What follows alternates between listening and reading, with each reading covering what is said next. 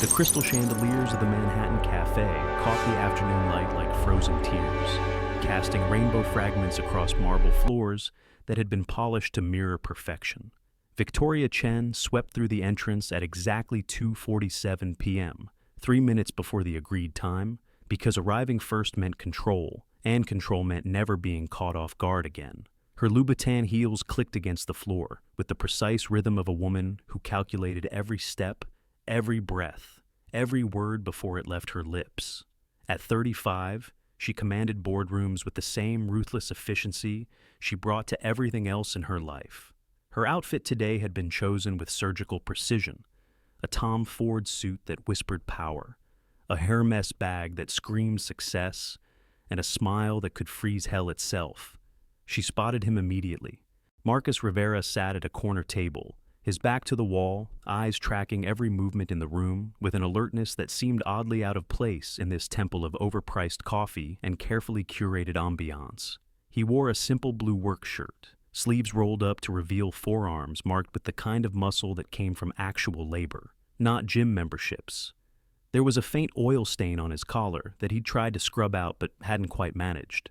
Victoria's lips curved into something that wasn't quite a smile. Her friend Sarah had set this up, claiming it was a networking opportunity, someone interested in her venture capital firm's automotive division. But one look at this man, with his calloused hands wrapped around a plain black coffee, told her everything she needed to know. This was another misguided attempt at matchmaking, another Sarah special, where she tried to prove that opposites attract and love finds a way. As she approached, Marcus stood, extending his hand in greeting. "Ms. Chen, I'm Marcus Rivera. Thank you for meeting me." Victoria looked at his outstretched hand for exactly 2 seconds, long enough for discomfort to settle between them like fog, then swept past it entirely, settling into her chair as if his gesture had been invisible. "So," she said, her voice carrying that particular tone she'd perfected in board meetings, the one that could make grown CEOs sweat. "You're Marcus." Her gaze traveled over him with the same clinical assessment she used for quarterly reports. The work boots with actual wear patterns, not distressed designer fashion. The watch that told time and nothing else. The slight grease under his fingernails that spoke of honest work and modest means. "Just a mechanic?" The words hung in the air between them, sharp as surgical steel, designed to cut. Marcus didn't flinch. His dark eyes held hers with a steadiness that made something in her chest tighten unexpectedly. "Just a mechanic," he agreed, his voice carrying a hint of something she couldn't quite place. "Oklahoma, maybe, or Texas, softened by years somewhere else. How quaint."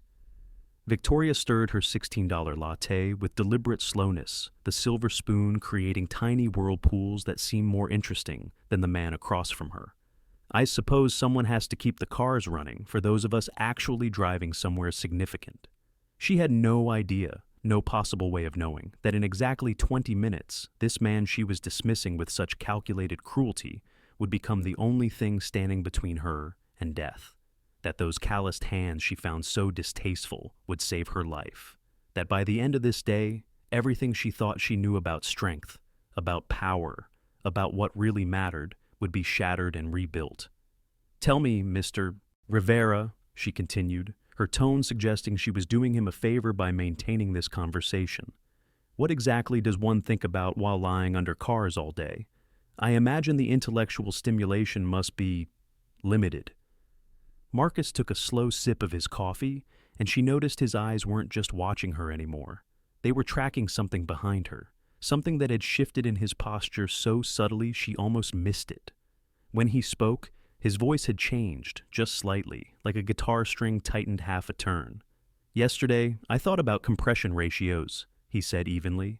"How an engine can take something as basic as air and fuel and create enough power to move 2 tons of metal at highway speeds. How every component has to work in perfect synchronization, or the whole system fails."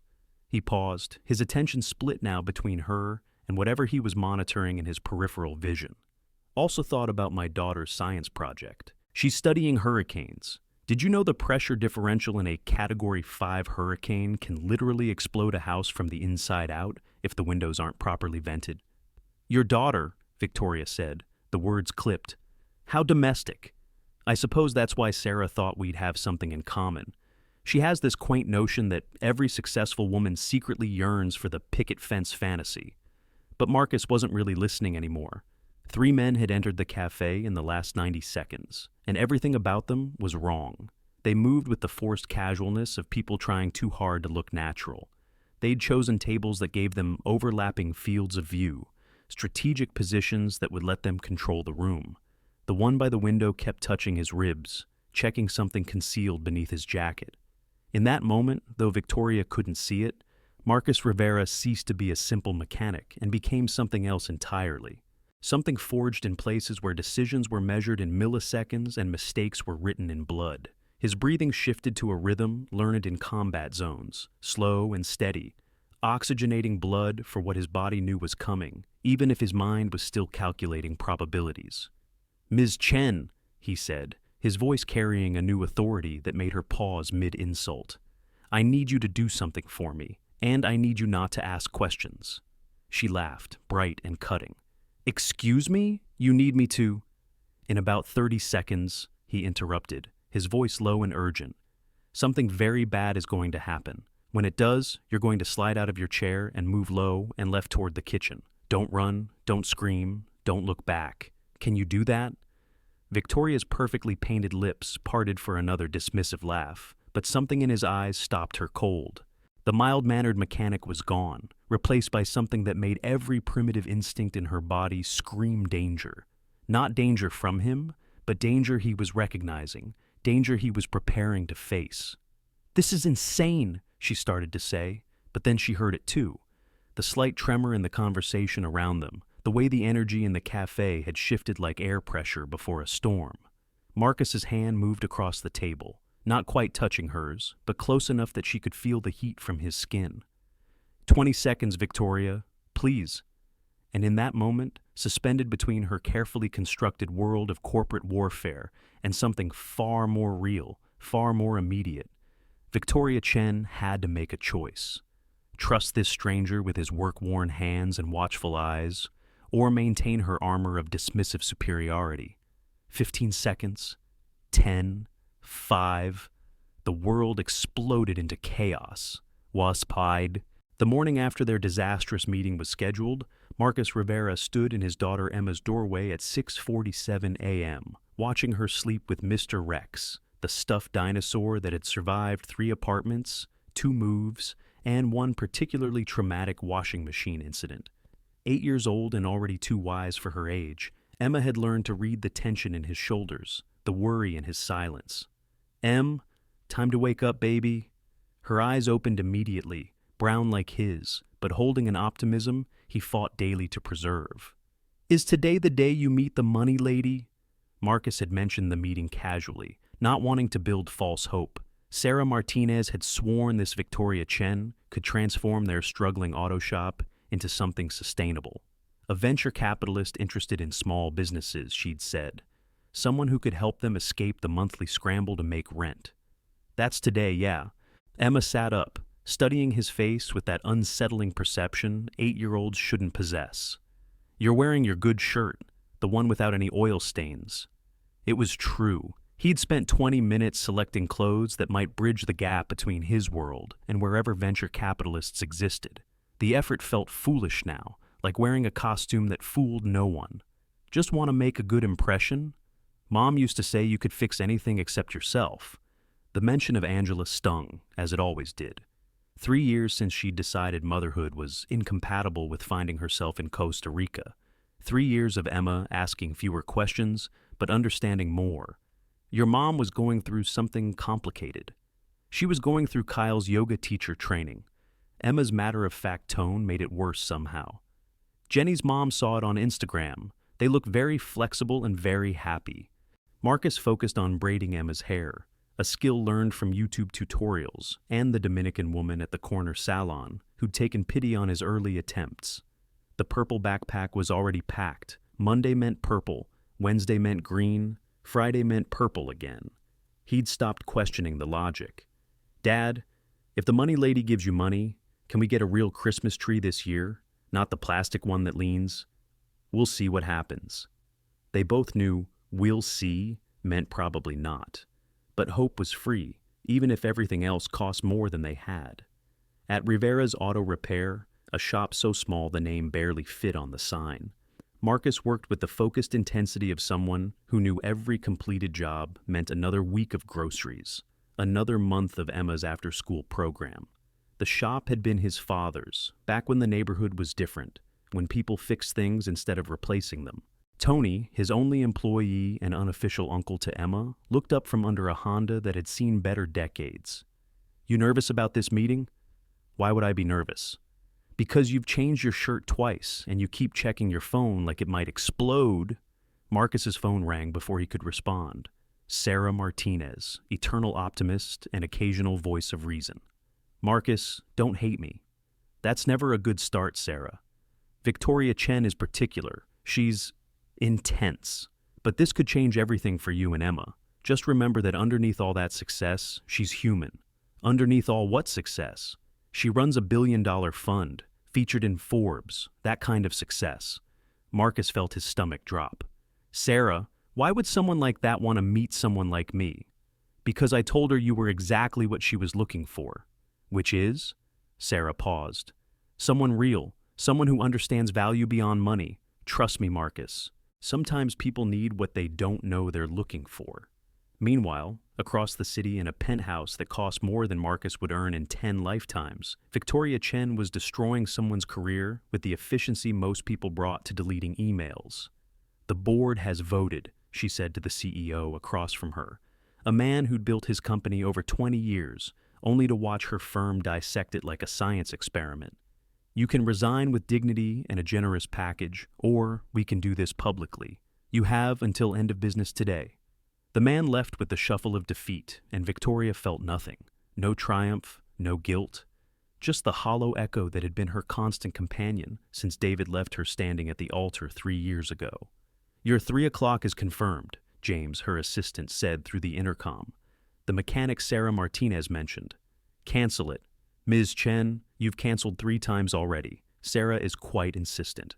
Victoria stared at the city below, all those lives moving with purpose while she sat in her tower, isolated by success. Her father had been a mechanic before the drinking took him, before her mother worked 3 jobs to keep them afloat, before Victoria decided she'd never be powerless again.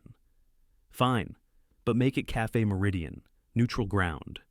She chose the cafe because she controlled it. Her table, her server, who knew exactly how she took her coffee, her territory where she set the rules. The morning of the meeting, Marcus dropped Emma at school, enduring her detailed explanation of why Tyler M. was obviously inferior to Tyler B. in both soccer skills and sandwich sharing. "Dad," Emma said as they pulled up to school, "the money lady, what if she's mean? Then we'll be nice anyway. What if she doesn't like you? Then she has questionable taste." Emma laughed, kissed his cheek, and bounded toward school. "Tell her about how you fixed Mrs. Chen's car for free when her husband was in the hospital. Tell her about teaching the kids from the shelter to change tires. Tell her the good stuff." But the good stuff, Marcus thought as he drove toward Manhattan, didn't translate to spreadsheets. Kindness wasn't a business model. Teaching disadvantaged kids basic auto repair didn't generate venture capital returns. Victoria arrived at Café Meridian 15 minutes early, arranging herself with tactical precision, laptop positioned to suggest constant demand for her attention. Phone visible, showing the stream of messages from people who needed her decisions. She wore armor today, a Tom Ford suit that announced her status before she spoke, shoes that cost more than most monthly salaries. She saw him enter exactly on time, and her first thought was that Sarah had lost her mind. This wasn't a business opportunity.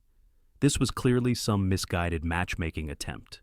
The man looked like he'd stepped out of a truck commercial, honest work and simple pleasures. His shirt was clean but not new. His hands showed actual calluses, and there was the faintest suggestion of motor oil that cologne couldn't quite hide.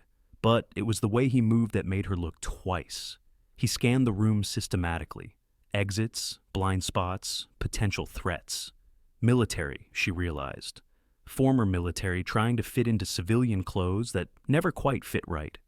When his eyes found hers, she looked away. making him come to her, establishing the hierarchy from the first moment.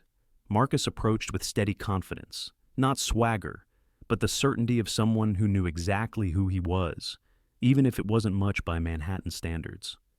"Ms. Chen, I'm Marcus Rivera. Thank you for meeting me." He extended his hand, a normal gesture that somehow offended her. This assumption of equality, that she should touch his work-worn hand with fingers that signed deals worth more than he'd see in a lifetime. She let his hand hang there for exactly 3 seconds. He lowered it without embarrassment, sitting down unbothered by her rudeness. "So," she said, voice carrying winter despite the autumn warmth, "you're Marcus." Her gaze cataloged every detail that confirmed her assumptions. The watch that told time and nothing else. The wedding ring tan line that hadn't quite faded. The way he held his coffee cup, like someone who'd learned to be grateful for simple warmth. Just a mechanic? The words carried all the dismissive weight she intended. But something flickered in his eyes. Not shame, but assessment. He was reading her as much as she was dismissing him. "Just a mechanic," he agreed. "With a shop that's been in my family for 30 years, 4 employees we had to let go last year, and a daughter who deserves better than wondering if we'll make rent each month." The honesty surprised her. Most people led with their best, hid their struggles. He'd just laid his failure on the table like a card in a game she didn't know they were playing. "And you think I'm interested in failing businesses? I think you're interested in undervalued assets with potential for growth." Victoria laughed, sharp and bright. "Your shop is an asset? A garage that probably hasn't been updated since the Clinton administration? The land alone is worth $3 million. The customer base we've built over 3 decades is loyal beyond anything corporate chains can buy. The mechanical expertise can be replaced by any trade school graduate for $15 an hour." Marcus set down his coffee carefully. "Ms. Chen, why did you agree to this meeting? Sarah Martinez is persistent. Sarah Martinez is trying to set us up. We both know this isn't about business." Victoria blinked, thrown by his directness. "Then why did you come?" "Because I have a daughter who needs braces I can't afford. Because my shop is 1 bad month from closing. Because I'll sit through 100 awkward setups if one of them might lead to something that helps Emma have a better life." "And you think I'm that something?" Marcus studied her for a moment. "I think you're someone who's been hurt badly enough to turn pain into power. I think you've built walls so high you've forgotten what the view looks like from ground level. And I think Sarah believes we might remind each other that there's more than one way to be strong." Victoria felt exposed, seen in a way that made her want to run. This man, this mechanic with his simple life and complicated eyes, had just read her like a diagnostic report. "You don't know anything about me. I know you haven't touched your coffee, which means you don't actually like it, but order it because that's what's expected. I know you keep checking exits like someone who's learned that danger doesn't always announce itself. I know you're wearing shoes that hurt because beauty is supposed to hurt, because armor is heavy, because being untouchable requires being uncomfortable. Stop. I know because I recognize it. Different uniform, same war." Victoria stood abruptly. This was a mistake. But before she could leave, Marcus's entire demeanor changed. His body shifted to high alert, eyes tracking something behind her with an intensity that made her freeze. "Sit down," he said quietly, all traces of the gentle mechanic gone. "Right now, please." Something in his voice, the sudden authority of someone who'd given orders when lives depended on them, made her comply. "3 men just entered," he said, voice low and urgent. "They're spreading out in a pattern that's not random. This is about to go very bad." Victoria wanted to laugh, to dismiss his paranoia, but the transformation in him was too complete, too practiced. This wasn't delusion. This was recognition. "In about 30 seconds, Marcus continued, his hand moving across the table, not quite touching hers. "I need you to trust me. Can you do that?" She wanted to say no. That trust was a luxury she couldn't afford. But looking into his eyes, seeing something there that promised protection without asking for anything in return, she found herself nodding. The scream that shattered the cafe's calm came right on schedule. And in that moment, Victoria Chen's carefully controlled world exploded into chaos. But she wasn't alone in it. Marcus Rivera, the mechanic she'd dismissed, the man she'd tried to diminish, was already moving to keep her safe. The last normal moment of her old life ended with Marcus pulling her down, shielding her with his body, his voice steady in her ear. "I've got you. We're going to get through this." And for the first time in 3 years, Victoria Chen believed someone who said they'd protect her. "Wanna do estays or..." The three men moved through Cafe Meridian with practiced coordination, their casual dispersal anything but random. Marcus tracked them while maintaining his conversation with Victoria, his body already preparing for violence while his voice remained steady. "When I tell you to move," he said quietly, eyes never leaving the men, "you go low and left toward the kitchen. Don't question it. Don't hesitate." Victoria's perfectly composed mask cracked slightly. "This is insane. We're in Tribeca. Things like this don't..." The first gunman pulled his weapon at exactly 3:15 p.m., right as the cafe reached peak afternoon capacity. The second and third followed within a heartbeat, their timing rehearsed. "Everyone on the ground! Now!" The leader's voice cracked with adrenaline and something else, desperation.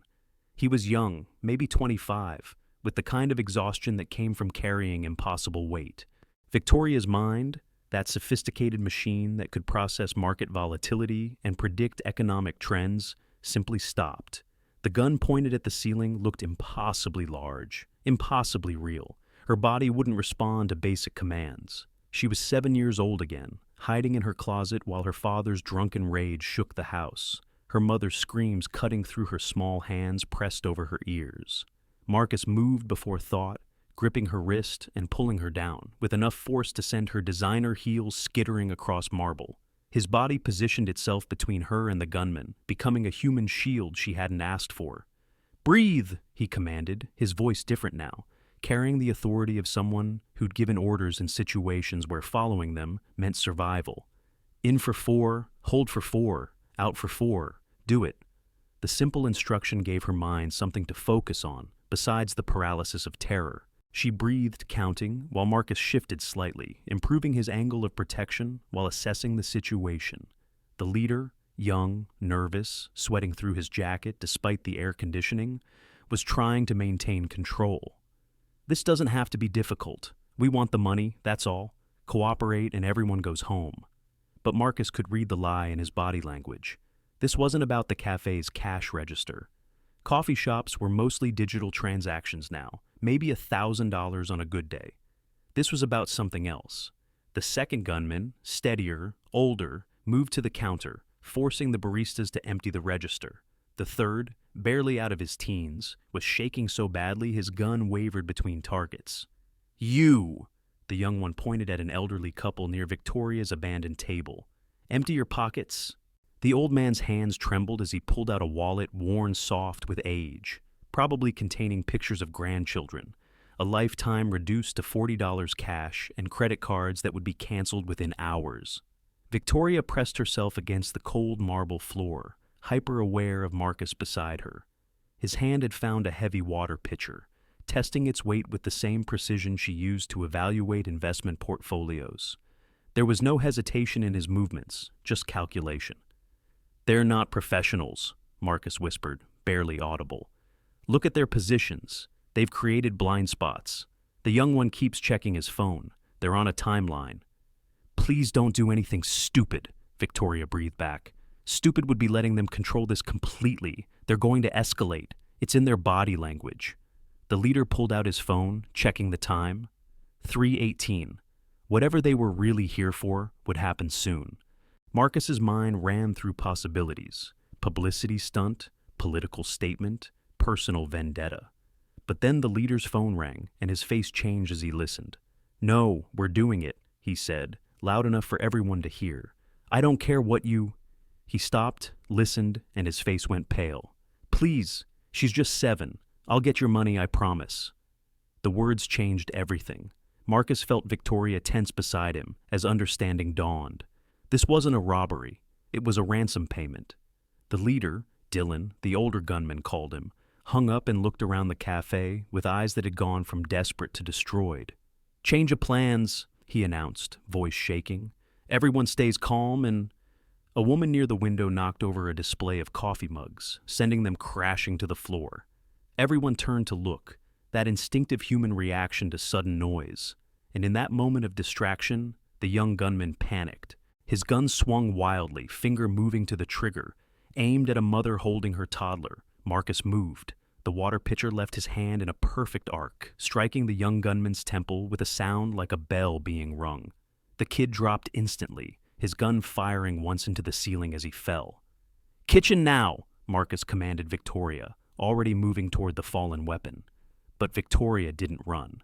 Something in her, some instinct she didn't know she possessed, made her grab the fire extinguisher from the wall.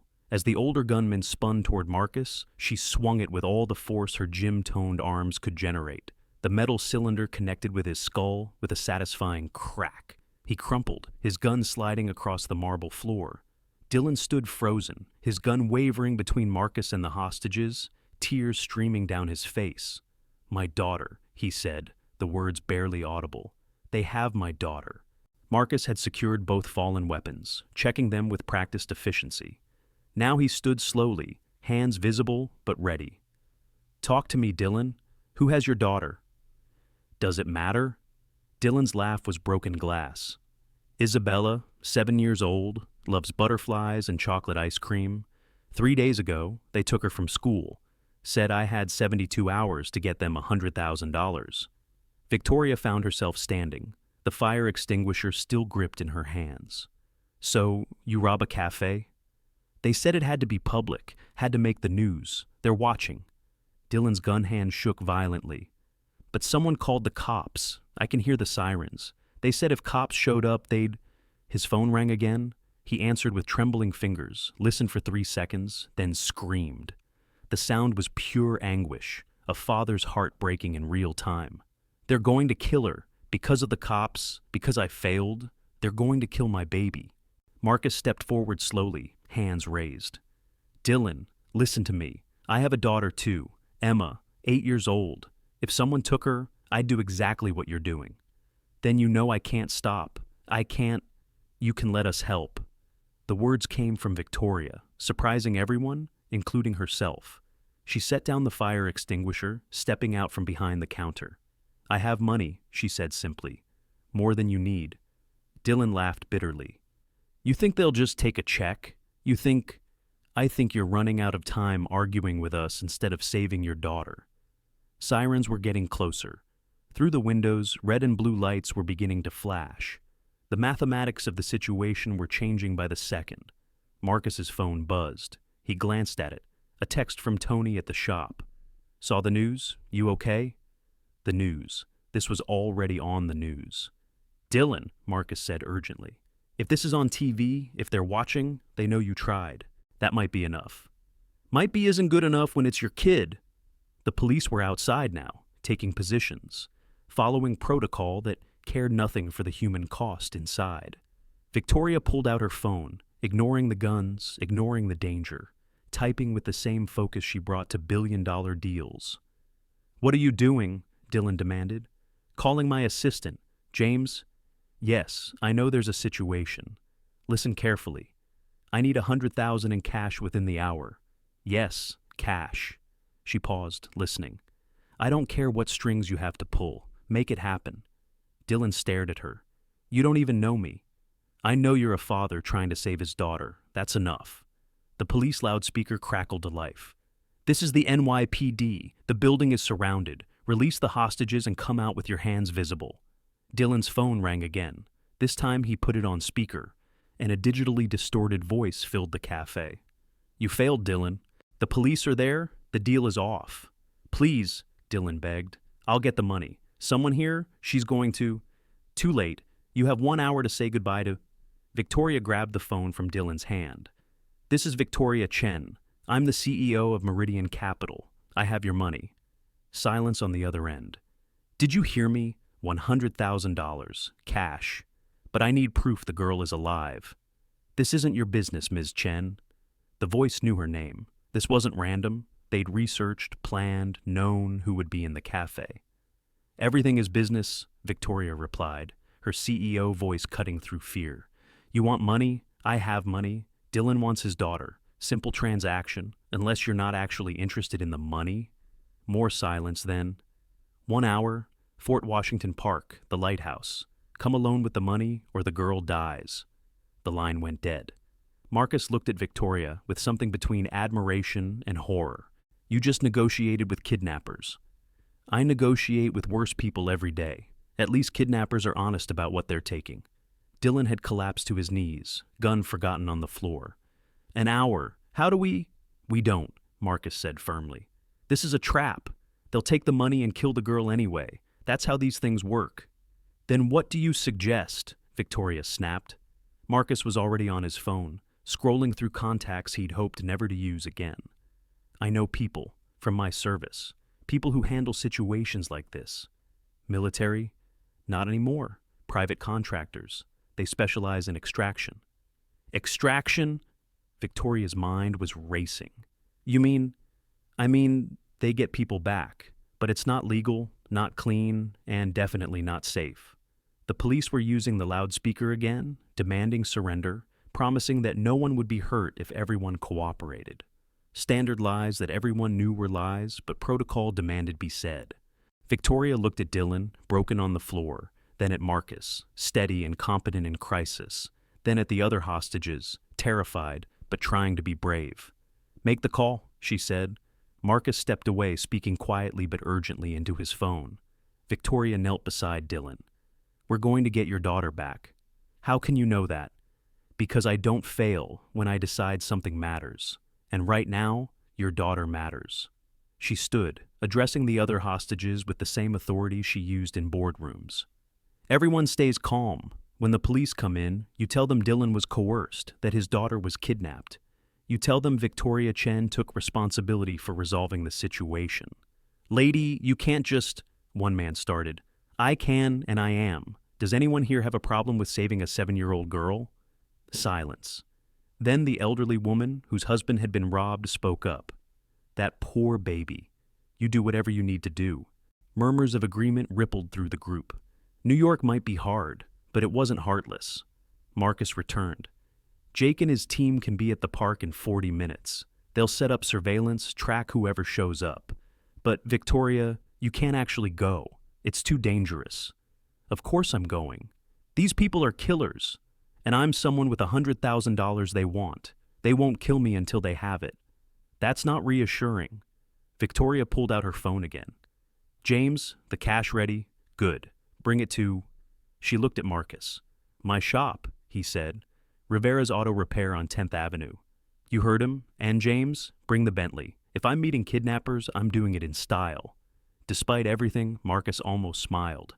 You're insane. I'm practical. Rich woman in expensive car with cash is believable. It's what they expect. Dylan looked between them, hope and despair warring on his face. Why are you doing this? Either of you? Marcus thought of Emma, safe at school, protected by nothing more than the assumption that the world was basically good. Because someone has to. Victoria thought of all the hostile takeovers she'd orchestrated, all the lives she'd disrupted with spreadsheets and shareholder value. Because for once, I can use my money for something that matters. The police had given up on negotiation. The tactical team was preparing to breach. They had minutes, maybe less. Everyone needs to be on the ground when they come in, Marcus instructed. Hands visible, no sudden movements. Dylan, you're going to be arrested, but we'll handle the rest. My daughter? We'll get her back, Victoria promised. I swear to you, we'll get her back. The door exploded inward. Police flooded the cafe, shouting commands, weapons drawn. Everyone dropped, hands visible, following Marcus's instructions. Victoria found herself on the floor again, but this time not in terror, this time with purpose. As the police sorted through the chaos, as they arrested Dylan and took statements, as they tried to understand what had happened, she kept thinking about Isabella Dillon, 7 years old, loving butterflies and chocolate ice cream, waiting for a rescue that might never come, unless they made it come. The officer interviewing her was young, trying to be professional. Ms. Chen, you're saying Dylan Matthews was coerced.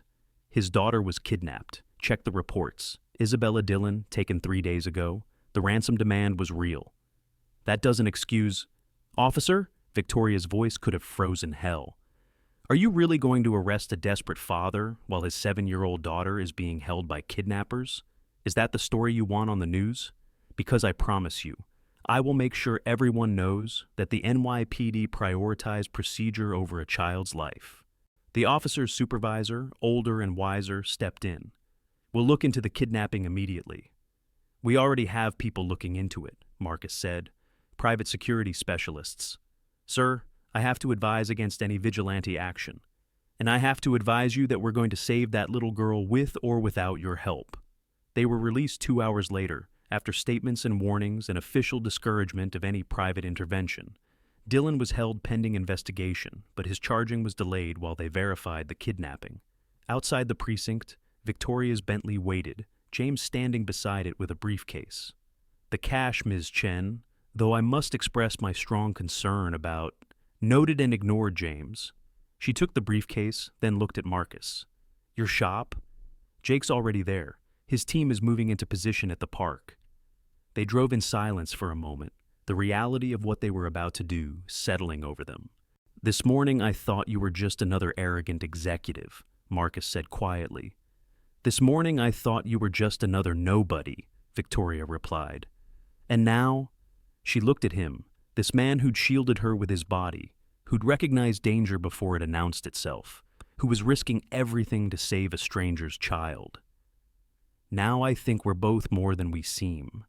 The shop was small, crowded with Jake's team, 4 men who looked like they'd stepped out of a military thriller. Jake himself was everything Victoria expected, scarred, efficient, constantly moving. Ms. Chen, Mr. Rivera says you're the money. I'm the money. And you're really going to walk into a kidnapper's trap with $100 grand in cash? Unless you have a better idea. Jake smiled, sharp and dangerous.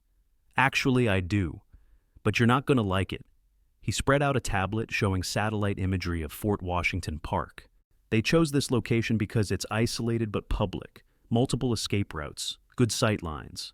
They'll see us coming from any direction. So we don't come from any direction. We're already there. He tapped the screen. 2 of my men are already in position. 1 in the lighthouse, 1 in the trees. When you make the exchange, we'll have eyes on everything. And then we follow them, track them back to where they're holding the girl, extract her. Victoria studied the map. What if they just shoot me and take the money?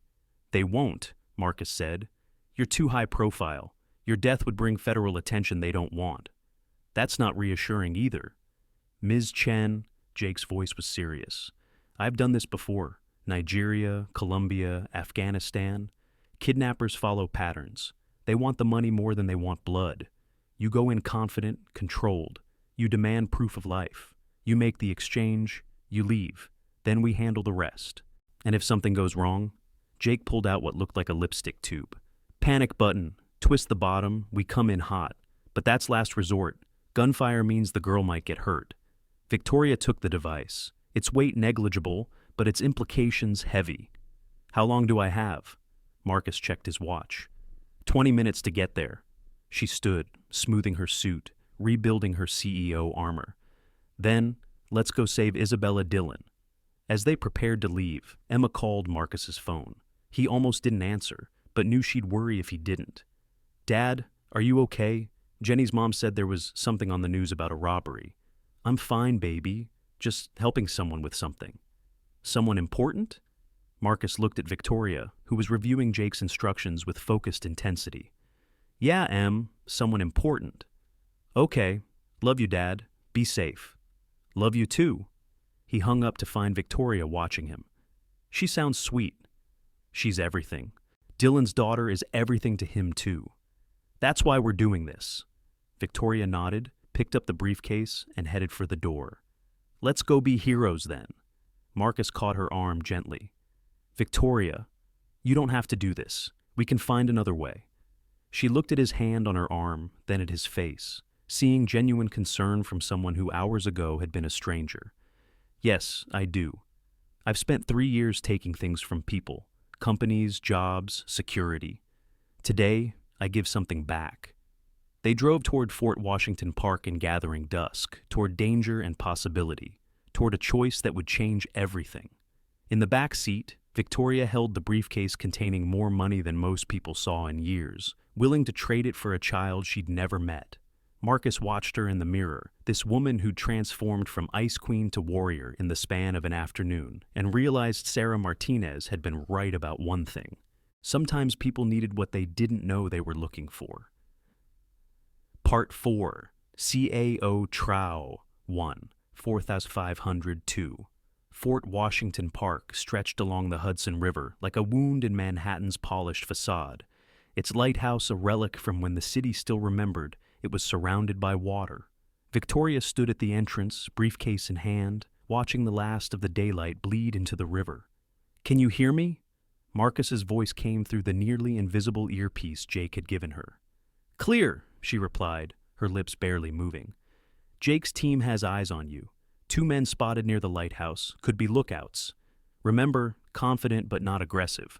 You're a rich woman doing a good deed, not a threat." Victoria walked toward the lighthouse, her heels clicking on the stone path with deliberate rhythm. Every instinct she'd developed in the corporate world screamed that this was wrong, that walking into a trap with $100,000 was the opposite of everything she'd learned about survival. The lighthouse stood against the darkening sky, its red brick facade crumbling in places, windows dark and empty like dead eyes. A figure emerged from the shadows, not threatening, just present. Male, 30s, wearing work clothes that didn't quite fit the manual laborer image he was trying to project. "Ms. Chen, I want proof she's alive." The man pulled out a phone, showed her a video.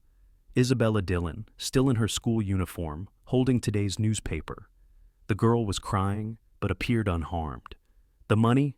Victoria opened the briefcase, letting him see the neat stacks of bills. "Where is she?" "Not your concern. The money for the father's debt. That's the deal." "The father's in custody. The debt transfers to me now." The man laughed. "You want to take on his problems? Rich people really are different." Through her earpiece, Jake's voice, "Second man approaching your 6. Stay calm." Victoria didn't turn, didn't react to the footsteps behind her. "The money for the girl's safety. That's my only concern." Noble, stupid, but noble. The first man reached for the briefcase. Victoria pulled it back slightly. "I want to talk to her. Proof she's still alive right now." That wasn't the deal. The deal changed when Dylan got arrested. "You want the money? I talked to the girl." The man's jaw tightened, but he pulled out his phone, dialed, spoke in rapid Spanish. Then he held it out to Victoria. A small voice came through. "Hello? Isabella, my name is Victoria. I'm a friend of your daddy's. I want to go home." The words were barely whispered, thick with tears. "You will, sweetheart. Very soon. Are you hurt?" "No, just scared." "Be brave a little longer, okay?" The man snatched the phone back. "Satisfied?" Victoria handed over the briefcase. The man opened it, did a quick count, nodded to his partner. "Pleasure doing business, Ms. Chen. Walk away now. Don't follow us. Don't involve the police further, or the girl dies." Victoria turned and walked back toward the park entrance, every step measured, controlled. Behind her, she heard car doors slam, an engine start. "They're moving," Jake's voice reported. "Black SUV, heading north. My team is following. You did good, Ms. Chen. Get back to the shop." But as Victoria reached her Bentley, her phone rang. Unknown number. "Hello? Ms. Chen," the digitally distorted voice from before. "You think you're clever, having us followed?" Her blood went cold. "I don't know what you're talking about." "The 2 men in the Honda 3 cars behind us, the motorcycle that's been paralleling our route, call them off, or Isabella Dillon dies in the next 60 seconds. Through her earpiece, Jake cursed. "They made us. Pull back, all units pull back." "I'm alone," Victoria said into the phone. "If someone's following you." 50 seconds. Victoria's mind raced. They'd anticipated surveillance, prepared for it, which meant, "You never intended to let her go," she said. "The money was just bonus. You're going to kill her anyway." 40 seconds. "Wait, I have a proposition." 30 seconds. "Me for her. I'm worth $50 million. My company will pay 10 times what Dylan owed for my safe return." Silence on the line. Through her earpiece, Marcus's voice urgent. "Victoria, no, don't." 20 seconds. "Think about it," Victoria pressed. 100,000 versus millions. I'm offering myself as collateral. The girl means nothing to you. I mean everything to my shareholders. 10 seconds. Meet me at the Riverside Drive overpass. Alone. We make the trade. 5. Yes or no. A pause that lasted eternity. Then, Riverside Drive, 10 minutes.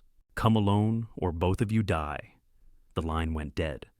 Through her earpiece, chaos erupted. Jake. Absolutely not. This is suicide. Marcus. Victoria, get back to the shop. We'll find another way. But Victoria was already driving, the Bentley's engine purring as she navigated toward Riverside Drive. They're going to kill her, she said simply. They were always going to kill her. She can identify them. They'll kill you too, Marcus argued. Maybe. But I'm betting they're greedy enough to try for the bigger payday first. This isn't a hostile takeover, Victoria. You can't negotiate your way out of this. Watch me. She pulled up to the overpass, a concrete structure that created deep shadows perfect for concealment. The same SUV was waiting, engine running. 2 men got out. One held Isabella Dillon, his hand gripping her small shoulder. The girl was sobbing quietly, trembling with exhaustion and fear. Ms. Chen, the apparent leader said, you're either very brave or very stupid. I'm very rich. That's all that matters to you. Through her earpiece, Jake, I have a sniper in position. Say the word. Victoria stepped forward slowly. Let her go. Take me. My company will pay whatever you ask. The man considered. How do we know they'll pay? Victoria pulled out her phone, called James on speaker. James, if someone were to kidnap me, what would Meridian Capital's response be? James's voice was confused but steady. The board has a $10 million ransom insurance policy for executive kidnapping, standard procedure for overseas operations, but it would apply domestically as well. Thank you, James. She hung up, looked at the kidnappers. 10 million, verified, insured, guaranteed. The 2 men exchanged looks. The one holding Isabella loosened his grip slightly. The girl goes free, Victoria continued. You take me, make your demands, get paid, everyone wins. Except you. I'm betting on my value keeping me alive. Through the earpiece, Marcus, Victoria, please don't do this. Think about... She pulled out the earpiece, dropped it on the ground, crushed it under her heel. The gesture wasn't lost on the kidnappers. No more surveillance, no more games. The girl for me, final offer. The leader nodded to his partner, who released Isabella. The girl stood frozen, unsure what to do. Run, sweetheart, Victoria said gently. Run to the street, find a police officer, tell them your name. Isabella looked between Victoria and her captors, then ran. Her small feet slapped against pavement as she disappeared into the darkness. Your turn, the leader said. Victoria walked forward, hands visible, accepting the grip on her arm as they pulled her toward the SUV. But as they reached the vehicle, the night exploded. Flashbang grenades detonated, filling the air with blinding light and deafening sound. Victoria, expecting something but not this, dropped to the ground instinctively. Through the chaos, she heard Jake's team moving in, precise and lethal. Marcus appeared through the smoke, pulling her behind cover as gunfire erupted. The kidnappers, caught completely off guard, tried to respond but were overwhelmed in seconds. I told you to go back to the shop, Marcus said, checking her for injuries. Since when do I take orders? Since you started trading yourself for kidnapped children. The gunfire stopped. Jake's team had both kidnappers on the ground, zip-tied and unconscious. Sirens were approaching. Someone had heard the commotion. Isabella? Victoria asked urgently. Safe, Jake reported, jogging over. My guy grabbed her 2 blocks away. She's with NYPD now, asking for her father. Relief flooded through Victoria so intensely her knees almost buckled. Marcus steadied her, his arm around her waist. That was insane, he said. It worked. You could have died. But I didn't, and neither did she. The police arrived in force, followed immediately by news vans. Someone had leaked that Victoria Chen, the billionaire CEO, had been involved in a kidnapping rescue. The story was too good to ignore. 3 hours later, at the police station, Victoria sat in an interrogation room that felt remarkably similar to the one she'd been in earlier. Detective Morrison, the same woman from the café, looked at her with exhausted disapproval. Ms. Chen, Do you have any idea how many laws you've broken today? Do you have any idea how little I care? Morrison's eye twitched. Ransom payment. Conspiracy with private military contractors. Reckless endangerment. Interfering with... A 7-year-old girl is safe. Her father, who was driven to desperation by criminals you couldn't catch, will be released to be with her. The actual kidnappers are in custody. Explain to me which part of this outcome you object to. The part where you acted outside the law. The law wasn't saving Isabella Dillon. Morrison leaned back in her chair. The FBI was working the case. The FBI was following procedure while a clock ticked down on a child's life. They stared at each other across the table, two women who understood power but defined it differently. A knock interrupted them. A federal prosecutor entered, young, ambitious, clearly unhappy. Ms. Chen, I'm Assistant U.S. Attorney David Park. Victoria's blood went cold. David, her David, former David, the man who'd left her at the altar 3 years ago, now standing in a federal prosecutor's suit, holding her freedom in his manicured hands. David!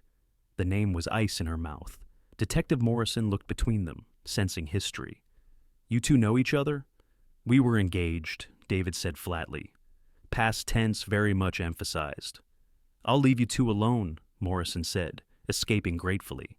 David sat down, his familiar cologne bringing back memories Victoria had buried under concrete and spite. Vicky? Ms. Chen, you've had quite a day. Hostage situation, vigilante justice, ransom payment to criminals. A child is safe. You broke numerous federal laws. A child is safe. You think that absolves everything? Victoria leaned forward. I think you owe me more than you could ever repay. So whatever power play this is, skip to the end. David's jaw tightened. He'd kept his looks, she noticed. Still had that patrician profile that photographed well, the kind of face that advanced in government service. You're looking at 20 years, he said. Multiple federal charges. Your assets will be frozen. Your company will distance itself. You'll lose everything. I lost everything 3 years ago. This is just stuff. This is your life, Victoria. Your freedom. Why do you care? David was quiet for a moment. Because despite everything, I don't want to see you destroyed. Not like this. You just wanted to destroy me yourself? I wanted to be free of you. There's a difference. The words hung between them. 3 years of unspoken truth finally voiced. I was suffocating, David continued. Your ambition, your need to control everything, your inability to just be. Everything was a transaction, a negotiation, a power play. Even our wedding was more about the merger of two successful people than love. Victoria felt tears threatening, pushed them down. So you left me at the altar, in front of everyone. I left a business arrangement masquerading as a marriage, but this... He gestured at the arrest paperwork. This is different. You saved a child. You risked everything for someone else. That's not the Victoria I knew. People change. Do they? Or did you just find a new kind of power to wield? Before Victoria could answer, Marcus entered with Morrison. She's not talking without counsel, Marcus said firmly. David looked at Marcus, assessing. And you are? Marcus Rivera. I was with Ms. Chen today. The mechanic from the café. David's tone carried subtle dismissal. The veteran who helped save 7-year-old Isabella Dillon, Marcus corrected. They sized each other up, David polished and political, Marcus rough and real. Mr. Rivera, David said slowly, are you aware that your association with Ms. Chen's crimes makes you potentially liable as a co-conspirator? Are you aware that threatening me won't make her charges disappear? Morrison intervened. Gentlemen, the issue at hand is what happens next. David stood. What happens next is Ms. Chen gets a lawyer, a very good one, because I'll be personally prosecuting this case. He left, his exit as dramatic as his departure from Victoria's life had been. Morrison sighed. You want some free advice? That man is going to destroy you. Not because of the law, but because you're unfinished business. He can try, Victoria said quietly. Ms. Chen. Morrison's voice softened slightly.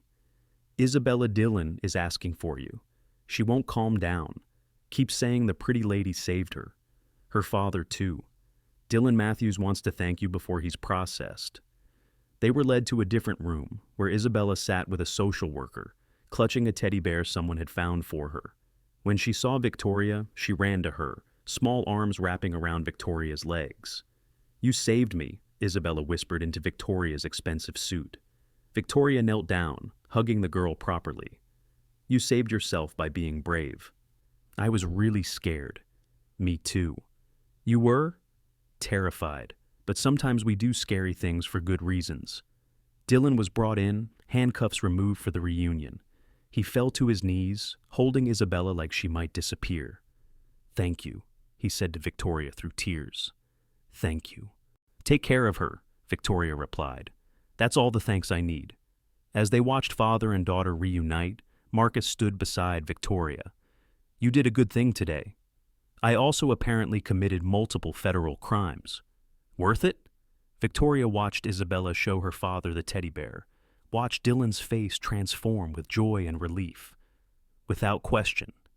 Even if David destroys you? Especially then. If I'm going to be destroyed, at least it's for something that mattered." Marcus studied her profile. "You're not who I thought you were.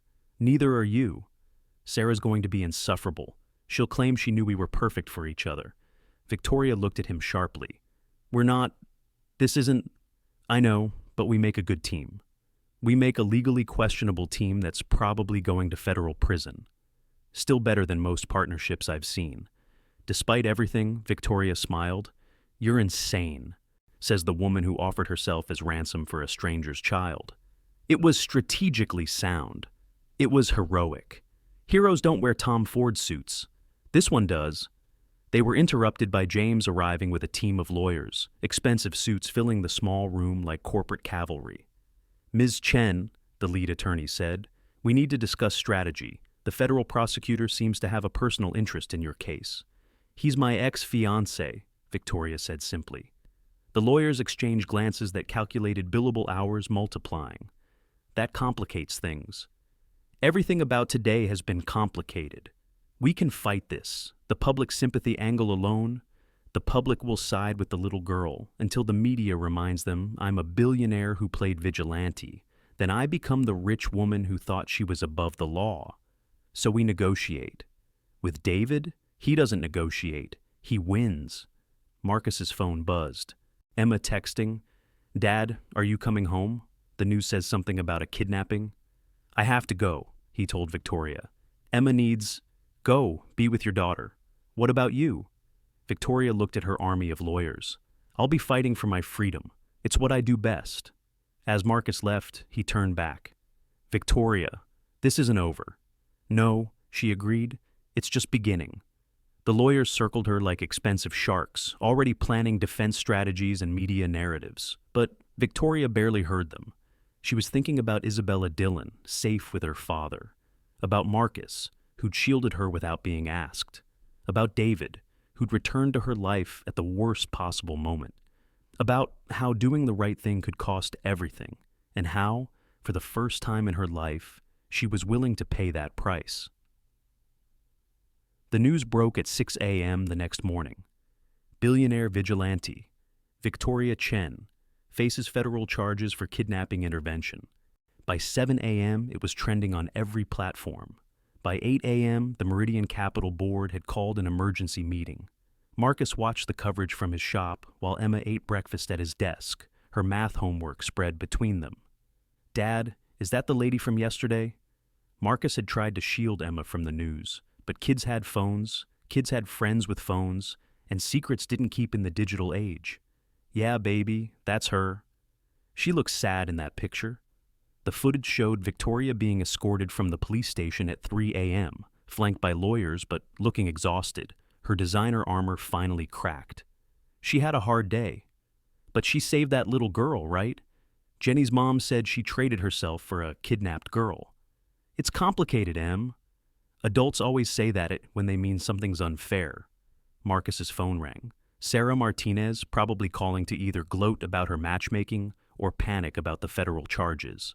"Marcus, I just saw the news. Are you okay? Is Victoria okay?" "I'm fine. Victoria's dealing with things. They're saying she could go to prison for 20 years. They're saying a lot of things. Marcus, this is my fault. If I hadn't pushed you two to meet, then Isabella Dillon might be dead. Sarah, Victoria made her choices. They were the right choices. The right choices don't usually end in federal prison. Marcus wanted to argue, but his phone was beeping with another call. Unknown number. Sarah, I have to go. He switched calls. Rivera. Mr. Rivera, this is James, Ms. Chen's assistant. She needs to see you. Can you come to the Meridian Capital offices? When? Now, if possible. The board meeting starts in an hour, and she needs someone in her corner who isn't being paid to be there. Marcus looked at Emma. I have to take my daughter to school first. Bring her. We have a daycare facility for employees. She'll be safe and entertained. 20 minutes later, Marcus and Emma entered the Meridian Capital building, a glass tower that seemed to scrape the sky itself. Everything was marble and chrome, designed to intimidate and impress. Fancy, Emma whispered. Too fancy, Marcus replied. They were escorted to the executive floor, where chaos reigned beneath a veneer of professional calm. Assistants moved with urgent purpose. Phones rang constantly. And through it all, Victoria stood in the conference room, facing a wall of suits that looked like they'd rather be anywhere else. Ms. Chen, the lead board member, an older man with silver hair and cold eyes, was saying, "The liability you've created is catastrophic. Our insurance providers are threatening to cancel. 3 major investors have already pulled out." "A child is alive because of what I did," Victoria replied, her voice steady despite the exhaustion written on her face. "A child whose father attempted armed robbery. The optics are terrible."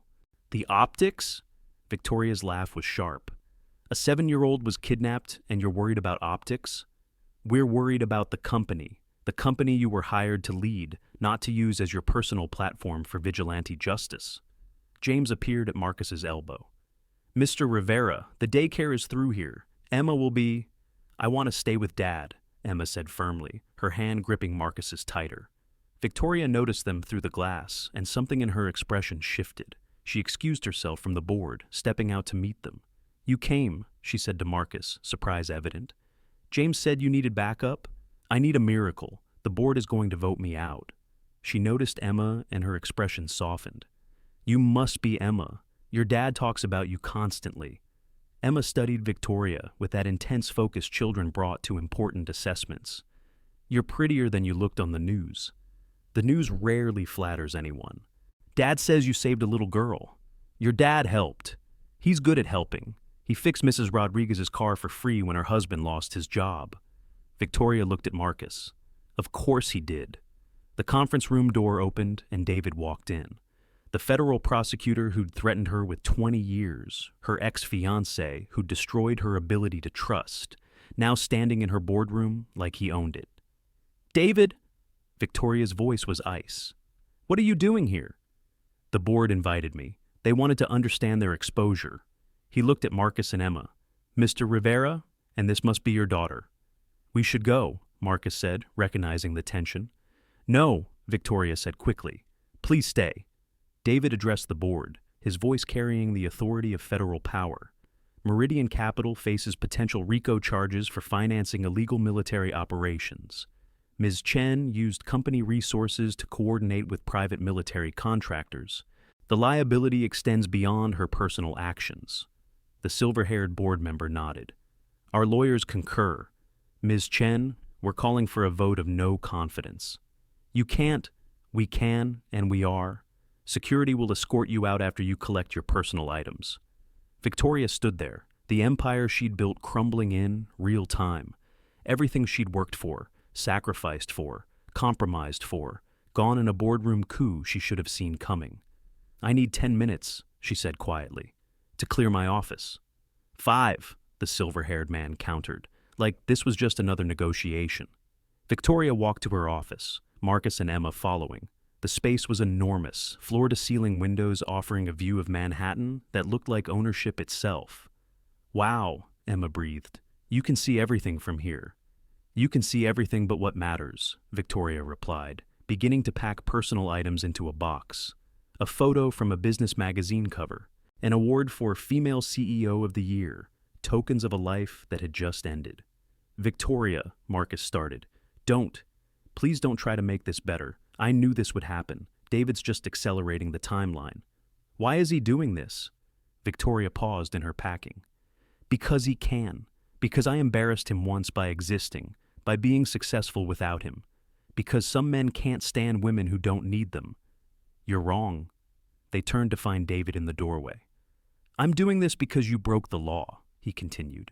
Because you think rules don't apply to you. I think rules shouldn't protect kidnappers and punish rescuers. The law doesn't care what you think. Emma stepped forward, all 4 feet of 8-year-old indignation. You're mean. David looked down at her, disconcerted. I'm a prosecutor. I enforce. You're mean and you're wrong, and my dad says people who kick others when they're down are bullies, even if they wear suits. Emma, Marcus warned, but Victoria knelt down to Emma's level. Thank you, she said simply. But sometimes bullies win. Not in movies. This isn't a movie, sweetheart. Security arrived, 2 guards who looked uncomfortable with their task. Ms. Chen, we need to escort you out. Victoria stood, picked up her box, and walked toward the door with the dignity of deposed royalty. As they waited for the elevator, she turned to Marcus. Take care of Emma. Don't let this touch her. What about you? I'll survive. I always do. But as the elevator doors closed, Marcus saw the truth in her eyes. She wouldn't survive this, not intact. Everything she'd built her identity on was gone. 3 days passed. Victoria's assets were frozen pending investigation. Her apartment was seized as potential evidence. Her name was poison in the financial world she'd conquered. She sat in a budget motel room in Queens, paid for with cash she'd had in her purse, watching news coverage of her downfall. The media had turned on her completely. The woman who'd saved Isabella Dillon became the rogue billionaire who'd endangered lives with her vigilante complex. Her phone, one of the few things not seized, rang. Marcus. Where are you? Nowhere important.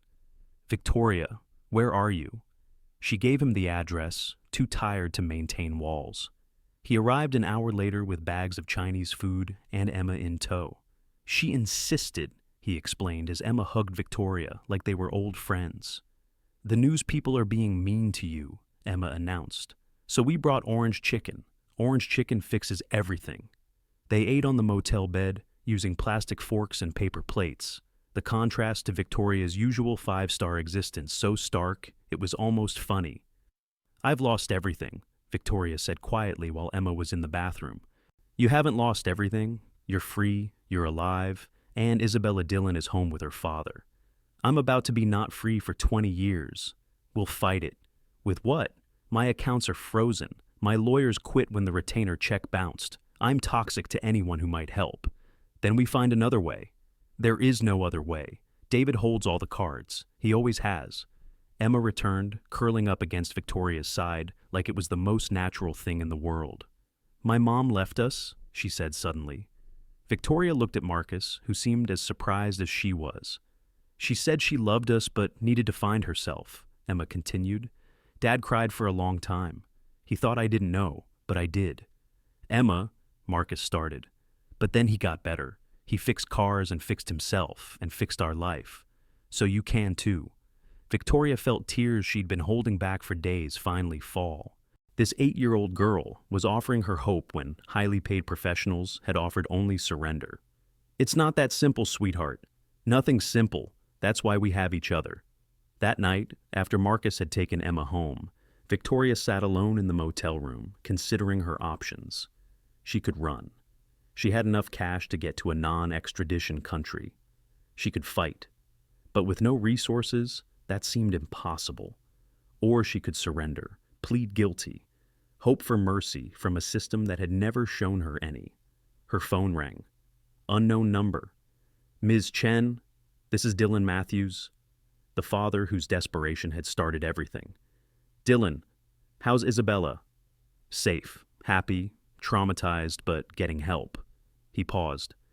I wanted to thank you. You don't need to. I do. You saved her when you didn't have to, when it cost you everything. It was the right thing to do. The right thing destroyed your life.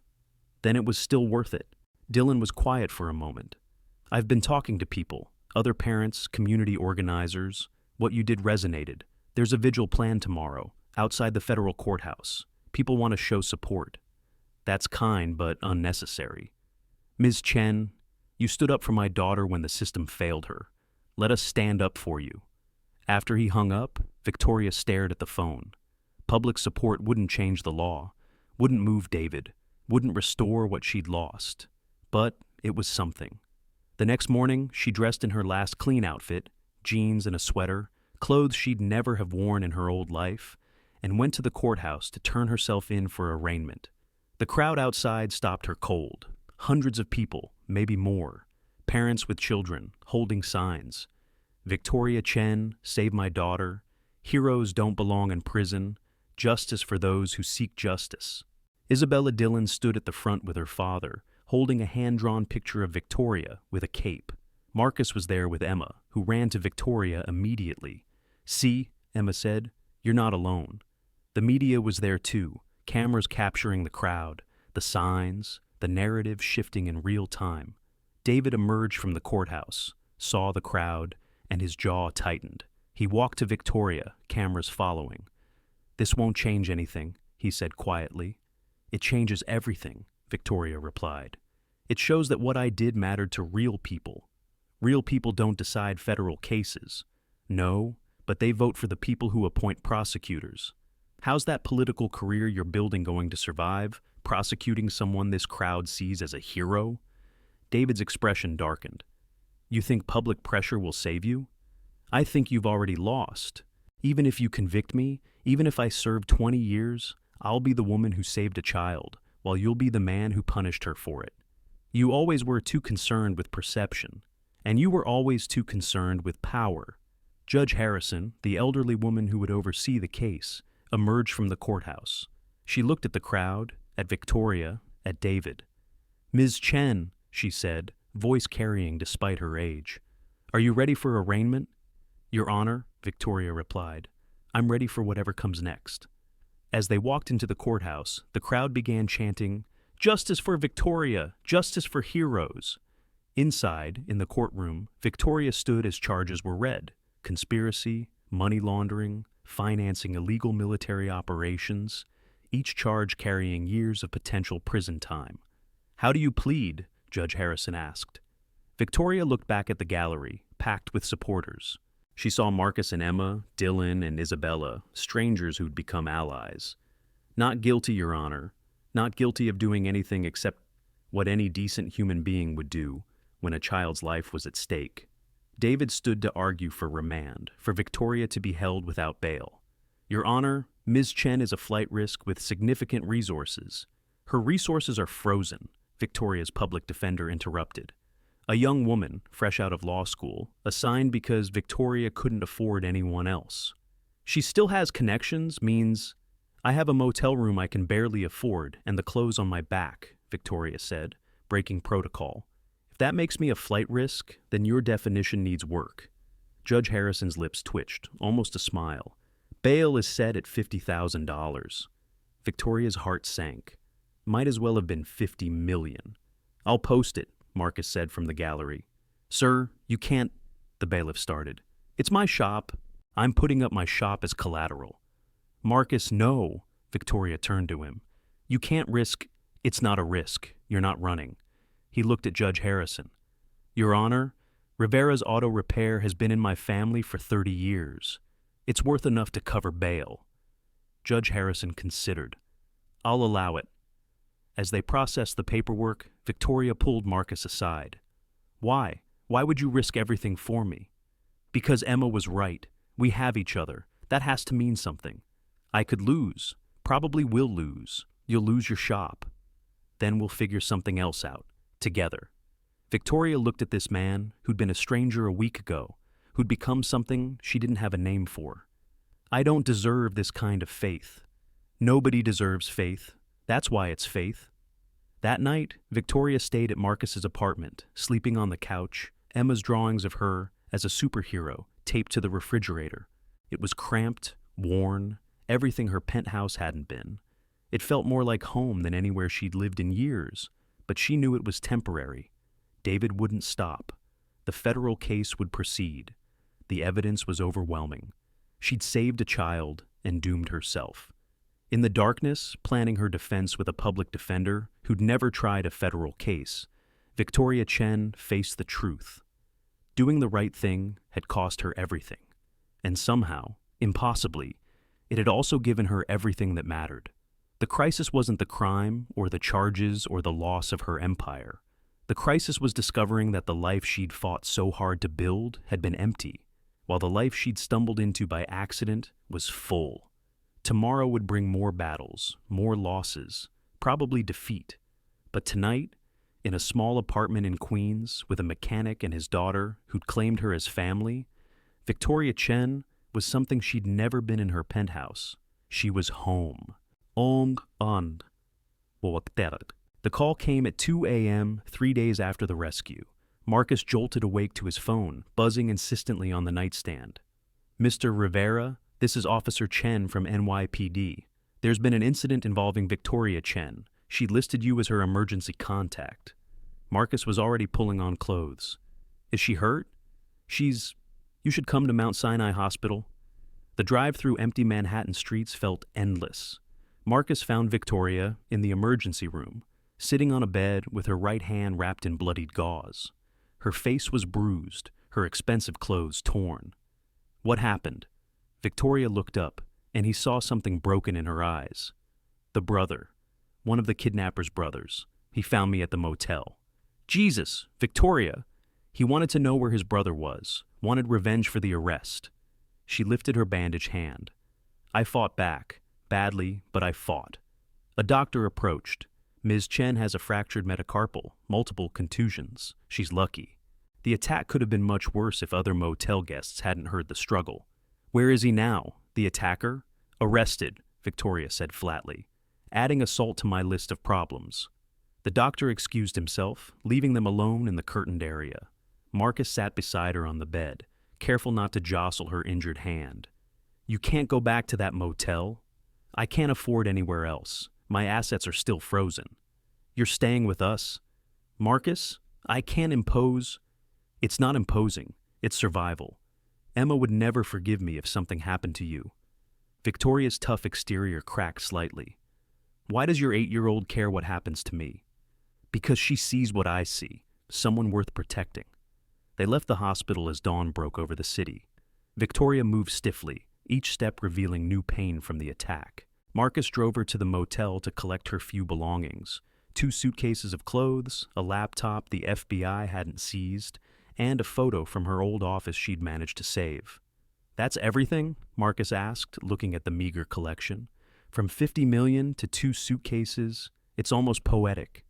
Emma was eating cereal when they arrived at the apartment, Tony from the shop watching her before school. She took one look at Victoria's bandaged hand and bruised face and immediately got up to hug her. "Who hurt you?" "A bad man, but I'm okay." "Dad, she needs ice for her face, and the good pillows, and maybe soup. Soup helps everything." Tony stood, taking in the situation. "I'll head to the shop. Marcus, take the day. Take care of this." After Tony left and Emma reluctantly went to school, Marcus helped Victoria settle on the couch. The apartment felt even smaller with her in it, her presence highlighting every worn surface, every sign of financial struggle. "I'm destroying your life too," Victoria said quietly. "First your shop is bail collateral, now this." "My life was pretty static before you came along." "Static means stable.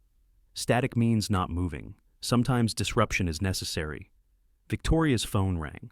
Her public defender, Sandra Kim, sounded panicked. "Victoria, David Park just filed additional charges. He's claiming you orchestrated the kidnapping yourself for publicity." "What? That's insane." "He says he has evidence you had prior contact with the kidnappers. Something about phone records." Victoria's blood went cold. "The only contact was during the ransom negotiation." "He's spinning it differently. The grand jury meets tomorrow. If they indict on these new charges, you're looking at life, not 20 years. After Sandra hung up, Victoria sat in stunned silence. Marcus watched her process this new blow. "He's going to bury me," she said finally. "David knows these charges are fabricated, but he also knows I can't afford to fight them properly. We'll find a way." "There is no way." Victoria stood abruptly, then winced as the movement aggravated her injuries. Don't you understand? David holds every card. He has unlimited resources, the full weight of federal prosecution, and a personal vendetta. I have a public defender fresh out of law school and 2 suitcases of clothes. Marcus's phone rang. Jake, the private contractor from the rescue. Marcus, heard about the attack on Ms. Chen. Also heard about the new charges. Complete bullshit. Can you help? Already am. My team's been investigating. The kidnapping was real, but there's more to it. The men who took Isabella Dillon, they work for someone bigger, someone with connections. Who? Still digging. But Marcus, if we're right, this goes deeper than just a kidnapping. Ms. Chen might have stumbled into something much larger. After Jake hung up, Marcus found Victoria at the window, staring out at the street below. Jake's investigating. He thinks there's more to this. It doesn't matter. Even if there is, who's going to believe us? I'm the disgraced billionaire who played vigilante. My word means nothing now. The day passed slowly. Victoria tried to work on her defense with Sandra over video call, but the young lawyer was clearly overwhelmed. Marcus listened from the kitchen, hearing the hopelessness creeping into both their voices. That evening, Emma came home with a box of cookies. Mrs. Chen from downstairs made them. She said they're for the brave lady who saved the little girl. Victoria looked at the cookies like they were foreign objects. People don't usually give me things without expecting something in return. Mrs. Chen just likes giving cookies, Emma said simply. She says sweetness shared is sweetness doubled. They ate dinner together, pasta with sauce from a jar, garlic bread from a box. Victoria struggled with her injured hand, and Emma naturally started cutting her food for her without being asked. In my old life, I had a personal chef, Victoria said, attempting humor. He'd be horrified by pasta from a box. But does his pasta taste like home? Emma asked. I don't know what home tastes like. Like this, Emma said confidently. Like eating with people who care about you. That night, after Emma was asleep, Victoria and Marcus sat in the small living room. The news was covering her case, pundits debating whether she was hero or criminal. They're going to destroy me tomorrow, Victoria said quietly. The grand jury will indict. David will make sure of it. Then we fight the trial. With what? Hope and good intentions? Marcus turned off the TV. With the truth. The truth doesn't matter in federal court. Only what you can prove. Then we prove it. Victoria laughed bitterly. You don't understand how this works. David has teams of investigators, unlimited resources, the benefit of every doubt. I have nothing. You have people who believe in you. That's not enough. It has to be. Victoria's phone rang. Dylan Matthews. Ms. Chen, I saw the news about the attack. Are you okay? I'm fine, Dylan. Listen, I've been talking to people. Other parents, community organizers. We want to help. Unless you have a few $1,000,000 for a legal defense, there's not much. We have something better. We have numbers. There's going to be a protest tomorrow, during your grand jury hearing. Thousands of people all supporting you. Dylan, that's kind, but you saved my daughter when the system failed her. Now we're going to stand up for you when the system's failing you. After he hung up, Victoria sat quietly, processing this unexpected support. See, Marcus said, you're not alone. Public support won't change the legal outcome. Maybe not, but it might change the narrative. The next morning came too quickly. Victoria dressed in her last professional outfit, trying to look presentable despite her bruised face and bandaged hand. Sandra met them at the courthouse, looking even more overwhelmed than before. David's presenting the grand jury with evidence of prior contact between you and the kidnappers. Phone records that he's interpreting as conspiracy. Those were during the ransom negotiation. He's suggesting they were from before, that you arranged everything. That's perjury. He's falsifying evidence. Can you prove that? Victoria fell silent. Without access to her frozen assets, without a proper legal team, she couldn't prove anything. Outside the courthouse, the crowd Dylan had promised had materialized. Hundreds of people, maybe thousands, holding signs supporting Victoria. Isabella Dillon stood at the front with her father, holding a hand-drawn sign. She saved me. The media was everywhere, the narrative shifting in real time from billionaire vigilante to hero under attack. David emerged from the courthouse, saw the crowd, and his expression darkened. He walked directly to Victoria. This won't help you. he said quietly. It already has. Look around, David. These people see what you refuse to see. I see someone who thinks she's above the law. You see someone who wouldn't marry you, and you've never forgiven me for it. David's jaw tightened. This isn't personal. Everything about this is personal. You could have let the state prosecutors handle this, but you took it federal. You could have charged me with lesser crimes, but you went for the maximum. You could have been fair, but you chose vengeance. I chose justice. You chose revenge dressed up as justice. Inside the courthouse, while the grand jury met in secret session, Victoria sat with Marcus and Emma in a waiting room. Emma was drawing, her concentration absolute. "What are you making?" Victoria asked. "A picture for the judge, to show her you're good." "Judges don't look at pictures from kids, sweetheart." "Maybe they should. Kids see truth better than adults." Sandra burst in, face flushed. "They're taking a break." One of the jurors asked to see the actual phone records, not just David's interpretation. "Is that good?" "It's unusual. Grand juries usually just accept what prosecutors present." An hour passed, then 2. Finally, a court officer appeared. "The grand jury has reached a decision." They filed back into the courtroom. David stood at the prosecutor's table, confident despite the delay. Judge Harrison presided, her expression unreadable. The foreman stood. "We, the grand jury, find insufficient evidence for additional conspiracy charges.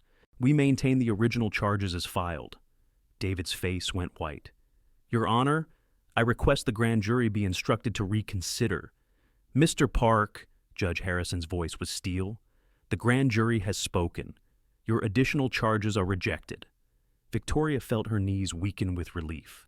Not a complete victory, but not the life sentence David had tried for. Outside the courthouse, the crowd erupted in celebration, but Victoria knew this was just a reprieve. The original charges remained. 20 years still hung over her head. That night, in Marcus's apartment, she sat at the small kitchen table, finally allowing herself to break down. The tears came hard and fast, weeks of stress and fear pouring out. Marcus held her while she cried, Emma joining them, creating a circle of comfort in the tiny kitchen. "We won today," Marcus said quietly. "We delayed the inevitable. No, we proved David isn't invincible. That truth still matters sometimes." Victoria's phone rang. "Jake, Ms. Chen, we found something. The kidnappers? They were working for someone connected to your company, someone on your board." Victoria's blood went cold. "Who?" "Still confirming, but it looks like someone wanted you distracted, vulnerable. The kidnapping was real, but your involvement might have been orchestrated." "Oh my God, Isabella Dillon was taken to manipulate me?"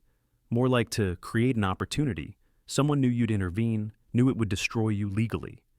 After Jake hung up, Victoria shared the information with Marcus. "Someone on my board arranged this, used a child as bait. We need to tell Sandra. This changes everything. We can't prove it yet. And even if we could, who would believe that board members of a major corporation would arrange a kidnapping? The FBI would have to investigate. The FBI answers to David's department. He'd bury it." Victoria stood, pacing the small living room. "But if Jake's right, if we can prove it, then I'm not a vigilante who broke the law. I'm a victim of an elaborate conspiracy." And David becomes the prosecutor who almost sent an innocent woman to prison. They looked at each other, understanding dawning. The game had changed. They weren't just fighting for Victoria's freedom anymore. They were fighting to expose something much larger, much darker. "The crisis isn't my legal troubles," Victoria said slowly. "The crisis is that someone used a child's life as a chess piece to destroy me." "Then we stop playing their game," Marcus said, "and we start playing ours." Emma looked up from her drawing. "Does this mean the bad people won't win?" Victoria knelt beside her. "It means we're going to fight harder." "Good. Heroes always fight harder when things get tough." Looking at this child's absolute faith, Victoria felt something she hadn't experienced in years. Hope. Not the calculated probability of corporate success, but real, dangerous, transformative hope. The crisis wasn't over. If anything, it had just revealed itself to be larger than anyone imagined. But for the first time since her arrest, Victoria Chen believed she might actually survive it. Not because she had money or power or influence, but because she had something she'd never had before. People willing to fight beside her. The war for her freedom had just begun. Jake's evidence arrived at 3 a.m., hand-delivered by one of his team members to avoid digital surveillance. Victoria sat at Marcus's kitchen table, reading through financial records, phone transcripts, and surveillance photos, while Marcus made coffee and Emma slept. "Richard Vaughn," Victoria said, staring at a photo of her former board chairman. "He orchestrated everything." The documents showed a clear pattern. Vaughn had been shorting Meridian Capital stock for months, betting against the company he was supposed to be leading. When Victoria's success had driven the stock higher instead of lower, he'd needed a crisis to trigger a collapse. He hired the kidnappers through 3 shell companies, Marcus read from Jake's report. Knew Dylan worked at a warehouse Vaughn owned through another subsidiary. Knew about Dylan's debts, his daughter, everything. He profiled him. Victoria said quietly, "Found the perfect desperate father, created the perfect crisis, knowing exactly how I'd react." "How could he know you'd intervene?" Victoria laughed bitterly. "Because Richard studied me for years. He knew about my father, about David leaving me. He knew I couldn't watch a father lose his daughter. It was surgical in its precision." Marcus's phone rang. Sandra, Victoria's public defender, sounded exhausted but excited. "Victoria needs to see the news, now." Marcus turned on the television. Every channel was covering the same breaking story. FBI raids Meridian Capital offices. The footage showed federal agents carrying boxes of documents, computers, files. But it wasn't David Park leading the raid. It was another prosecutor, someone Victoria didn't recognize. "What's happening?" Victoria asked Sandra over the phone. "Internal Affairs got an anonymous tip about David's handling of your case. The falsified evidence, the personal vendetta. He's been removed from the prosecution. The new team is reviewing everything." Victoria felt the floor shift under her feet. Jake sent them the evidence. "Whoever sent it, it's working. My phone's been ringing all morning. The new prosecutor wants to meet." 3 hours later, Victoria sat in a federal building conference room across from Assistant U.S. Attorney Monica Rivers, a black woman in her 50s with eyes that missed nothing. "Ms. Chen, I've reviewed the case file. I've also reviewed what Internal Affairs found regarding Mr. Park's conduct." Rivers opened a folder. He falsified timeline evidence. He suppressed exculpatory statements. He had a clear personal conflict he never disclosed. He tried to destroy me. Yes, he did, and he nearly succeeded. Rivers leaned back. "I've also seen the new evidence regarding Richard Vaughn and the conspiracy to manipulate you. Then you know I was a victim, not a perpetrator. I know you were both.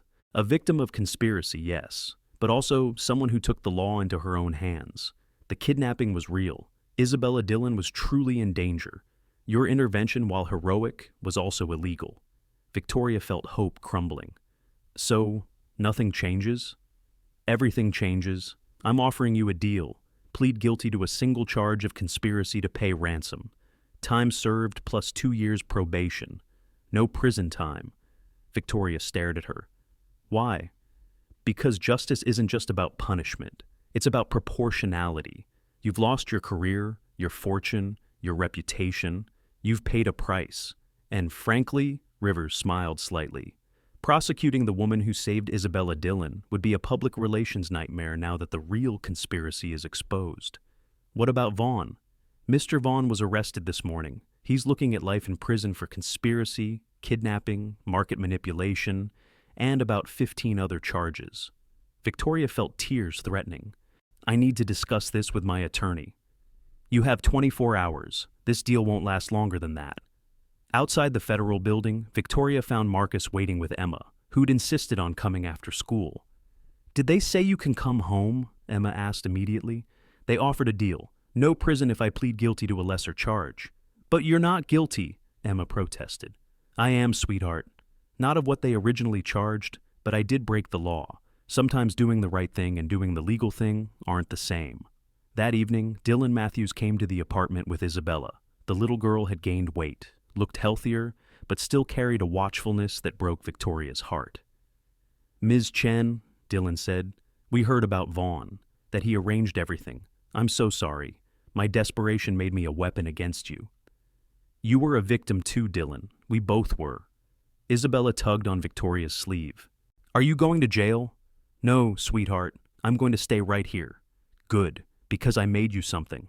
She pulled out a drawing, Victoria, as a superhero, standing between a little girl and a monster. That's you protecting me from the bad men. Victoria hugged the girl, feeling the weight of what this child had endured because of corporate greed. After the Matthews family left, Victoria called the one person she'd been avoiding, her mother. Victoria? Her mother's voice was cautious. They'd been estranged for years, Victoria's success creating distance that felt impossible to bridge. Mom, I need to tell you something. She explained everything, the kidnapping, the conspiracy, the deal offered. Her mother listened in silence. Come home, her mother said finally. After you sign the deal, come home. Mom, I can't. You can. You've been running from who you were for so long, you forgot that's where you started. Come home and remember. That night, Victoria couldn't sleep. She stood at the window watching the city lights, Marcus joining her. You're going to take the deal? It's the best option. Sandra agrees.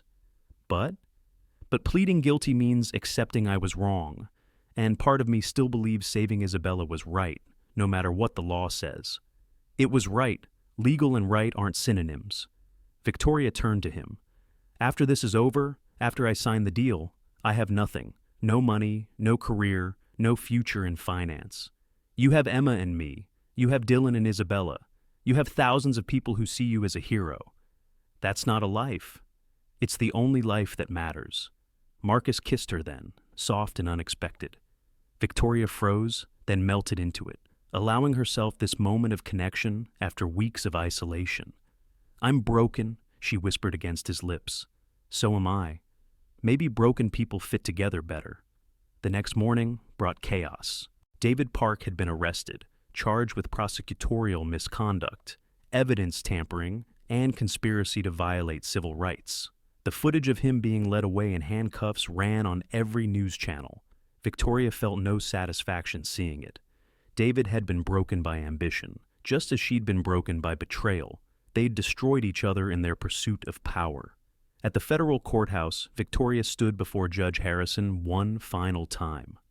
Ms. Chen, you're prepared to enter your plea? I am, Your Honor. To the charge of conspiracy to provide material support to a kidnapping, how do you plead? Victoria looked back at the gallery. Marcus and Emma sat in the front row, Dylan and Isabella behind them.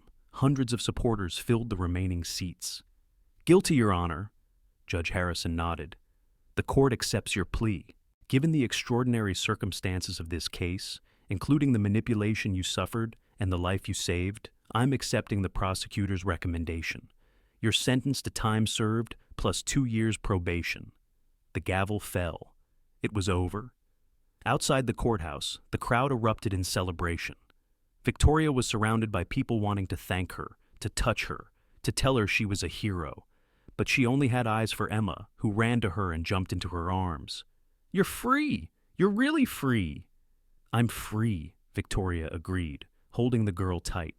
A reporter pushed forward. Ms. Chen, what's next for you?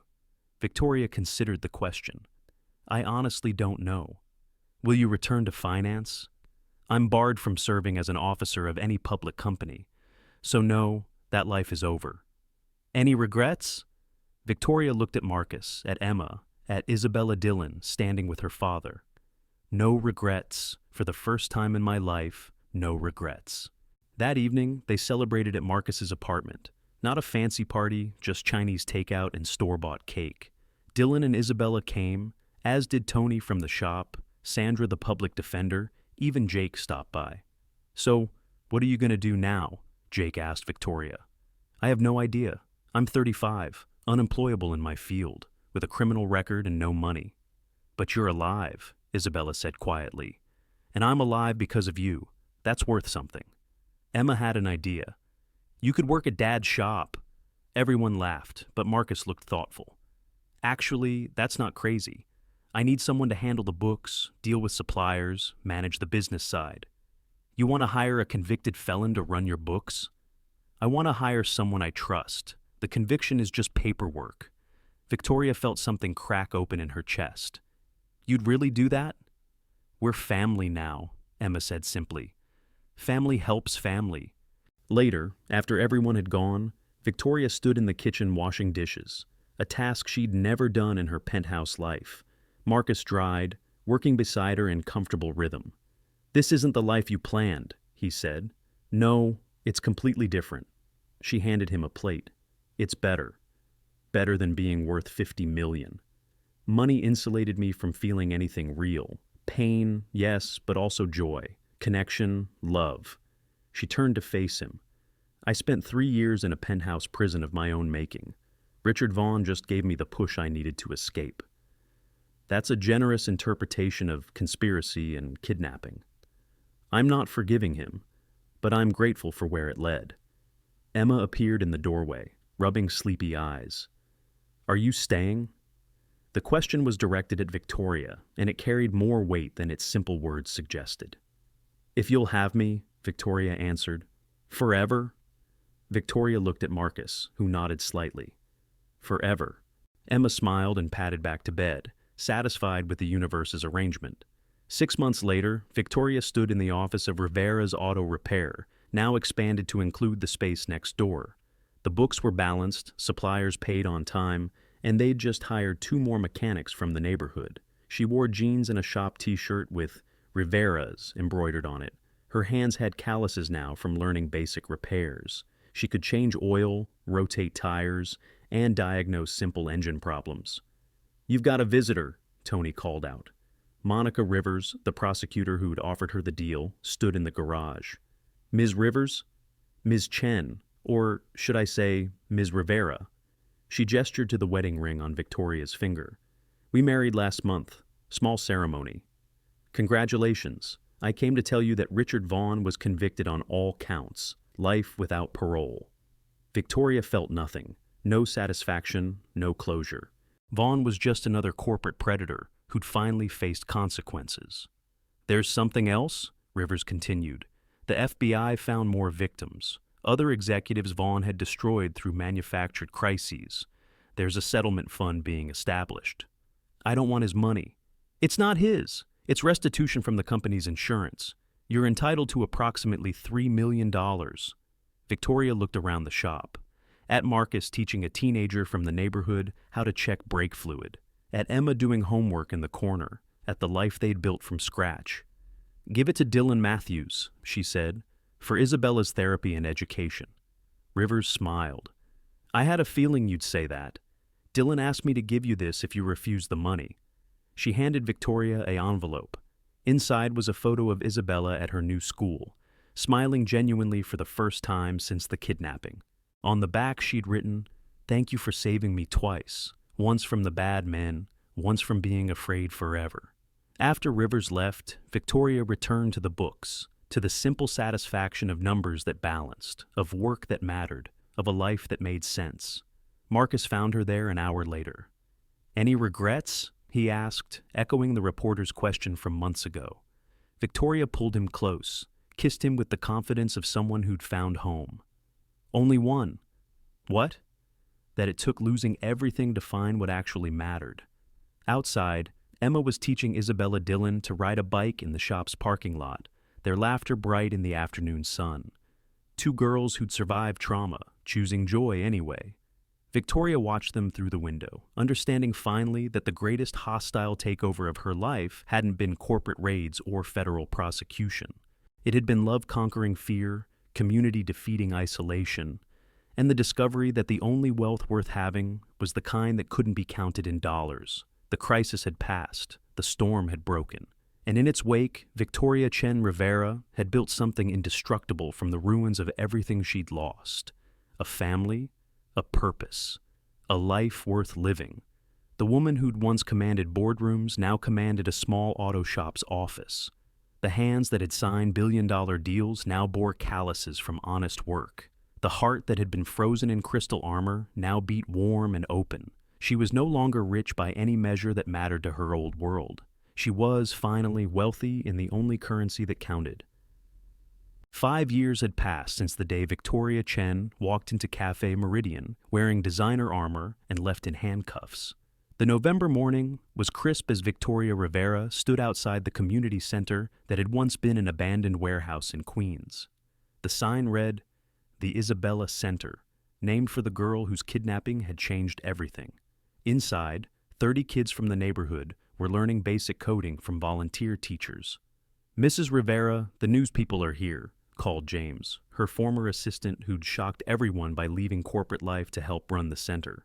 Victoria smoothed her jeans and Rivera's auto shop polo shirt, still amused by how far she'd fallen from Tom Ford's suits, or risen, depending on perspective. The reporter was young, eager, working on a piece about where are they now for the 5th anniversary of the kidnapping. "Ms. Chen, sorry, Mrs. Rivera, you went from running a billion-dollar fund to managing an auto shop. Any regrets?" Victoria looked through the window at Marcus teaching a group of teenagers to change oil, Emma among them, now 13, and determined to be the best mechanic in the family. "I went from moving imaginary money to teaching real skills to kids who need them. The only thing I regret is that it took a crisis to show me what mattered. Richard Vaughn died in prison last year. Did that bring closure? Richard was a symptom, not the disease. There are hundreds of Richard Vaughns, destroying lives for profit margins. His death changed nothing. But you've changed things. This center has helped over 300 families. Small victories in a big war." The reporter left after an hour, but Victoria lingered in the center. Isabella Dillon, now 12, was tutoring younger kids in math. She'd grown into a quiet, thoughtful girl who wore her trauma like armor, but was slowly learning to lower her shields. "Ms. Victoria," Isabella said, approaching, "my dad wanted me to give you this. It was an invitation. Dylan was getting married, had found love with a woman who understood his past, and chose to build a future anyway." "You'll come?" Isabella asked. "Wouldn't miss it." That evening, the Rivera family had dinner together in their small apartment above the shop. They'd had opportunities to move, the shop's success, and the center's grants making a bigger place possible. But this was home, where their real life had begun. "Dad, tell the story," Emma said, a ritual she still requested sometimes. "Which story?" "The one about Mom saving everyone." Marcus smiled at Victoria. "Your mom was wearing shoes that cost more than our rent." "And she was mean," Emma interrupted, knowing every beat. "She was scared," Victoria corrected gently. "Fear makes people mean sometimes." "But then the bad men came," Emma continued, "and Dad protected you, and you protected the little girl, and everything changed." "Everything changed," Victoria agreed. After Emma went to bed, Victoria and Marcus sat on their fire escape, looking at the city lights, the same view she'd once had from her penthouse, just from a different angle. "David got out last month," Marcus said quietly. Victoria nodded. She'd heard. 3 years in minimum security for prosecutorial misconduct. He'd lost everything too. Career, reputation, freedom. "He sent a letter?" Victoria tensed. "What did it say?" "That he's sorry. That ambition poisoned him. That seeing you choose humanity over success showed him what he'd become." "Do you believe him? Does it matter? His apology doesn't undo anything." They sat in comfortable silence.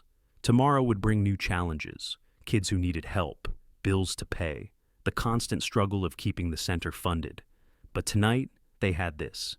Each other, Emma safe inside, the life they'd built from ruins. "I saw Monica Rivers today," Victoria said. "The prosecutor who gave me the deal. She's retiring, wants to volunteer at the center." The system's servant switching sides? Maybe realizing there shouldn't be sides, just people trying to help other people. Marcus pulled her closer. "You've gone soft, Victoria Rivera." "I've gone human. There's a difference." Inside, Emma's light was still on, probably reading under her covers. Below, the shop was locked up tight, ready for tomorrow's work. The center would open at 7, serving breakfast to kids who might not eat otherwise. This was their kingdom now. Not corporate towers, but community foundations. Not hostile takeovers, but hands extended in help. "Do you ever think about it?" Marcus asked. "Who you'd be if none of this had happened?" Victoria considered. "I'd still be in my penthouse, still be worth millions, still be completely empty." She turned to him. "I'd never have known you were Emma. Never have discovered I could be more than sharp edges and strategic victories." So you're grateful to Richard Vaughn? No, but I'm grateful I survived him. Grateful I found you in the wreckage. A siren wailed in the distance, the city's reminder that crisis was always happening somewhere. But here, in their small corner of Queens, they had built something stronger than crisis. Mom? Emma's voice from inside. Can Isabella sleep over tomorrow? Her dad's got a date. Victoria smiled. Of course. And can we work on the Mustang this weekend? I figured out what's wrong with the transmission. We'll work on it together. Emma appeared in the window. Are you two going to stay out there forever? It's cold. They climbed back inside, locking the window against the November chill. Emma hugged them both, then headed to bed, leaving her parents in the kitchen. She's growing up too fast, Victoria said. She's growing up right. That's what matters. Victoria's phone buzzed. Jake, the contractor who'd helped save Isabella, now head of security for the center. Just wanted you to know, his text read, the Times is running a profile tomorrow. The hostile takeover that saved a soul. You're going to hate it. Victoria showed Marcus, who laughed. Still uncomfortable with being seen as a hero? Heroes don't exist, just people who choose right over easy in important moments. That's literally the definition of a hero, Victoria. She kissed him, tasting coffee and contentment. Then everyone's a hero sometimes, and everyone's a villain sometimes. The trick is making sure your heroic moments count more. Later, unable to sleep, Victoria walked through the apartment, stopping at the wall of photos they'd accumulated. Their small wedding at City Hall, Emma's school plays, Isabella Dillon's recovery milestones, the center's opening, Marcus teaching his first apprentice, Victoria's first successfully rebuilt engine, not the life she'd planned, not the life anyone would have predicted for Victoria Chen, corporate warrior, but the life she'd earned through loss, through choice, through the hardest hostile takeover of all, the conquest of her own fear. Tomorrow would bring new battles, kids who needed saving, systems that needed fighting, the constant struggle to build something good in a world designed for exploitation. But tonight, Victoria Rivera stood in her small apartment, surrounded by sleeping family, sustained by chosen community, rich in ways her old self couldn't have imagined. She thought about 21-year-old Victoria, hungry for success, building walls against vulnerability. She thought about 30-year-old Victoria, standing at an altar, watching her future walk away.